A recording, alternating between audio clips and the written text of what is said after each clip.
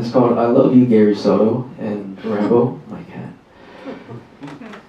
There's a poem that I read as a junior in high school about two friends that were sharing an orange as it was snowing.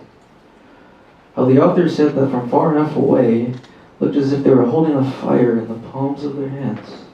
And I was like, wow.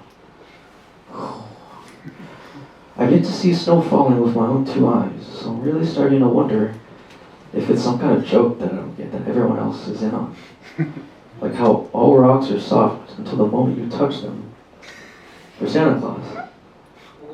But I imagine the warmth of a glowing fire across my face. And in the freezing cold, that actually sounds pretty nice. And so I hold that thought in my head. And as I age, I treat it kindly, hoping that sometimes if I'm lucky, we cross paths again.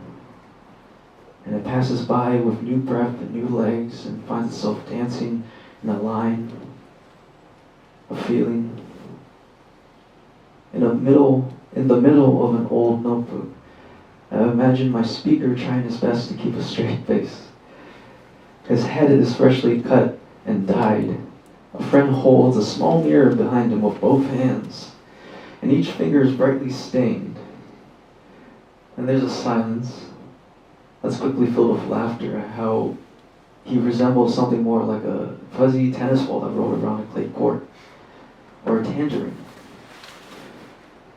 There's a crumpled page of a draft somewhere with a family house that's on fire. It's falling apart, and it's snowing outside. But the storm isn't strong enough to extinguish the flames that from far enough away start to look like the petals of a flower blooming and wilting all at once.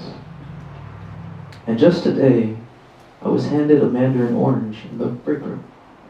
A coworker saw me without any food and thought that from how I looked all scurvy like that day, probably thought I needed the vitamins more.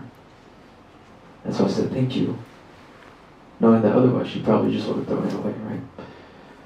And I just wait for her to leave, and I'm trying to remember when the last time I ate an orange was. And I'm wondering if I forgot some fruit etiquette, is there like a good way to peel an orange? I don't know anymore.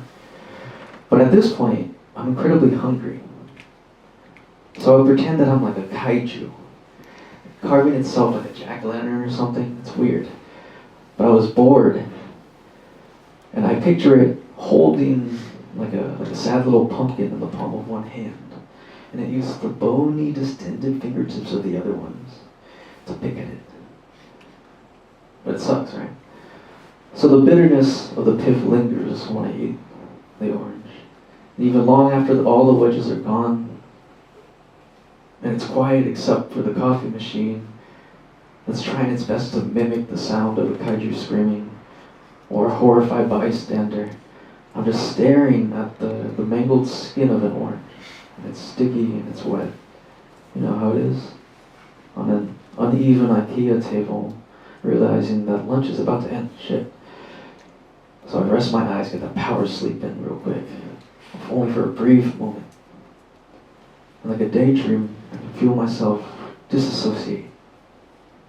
My body floats out the window, and the audience can see that there's no snowstorm happening. It never really snows here. But sometimes the cold makes me want to read again. Thank you.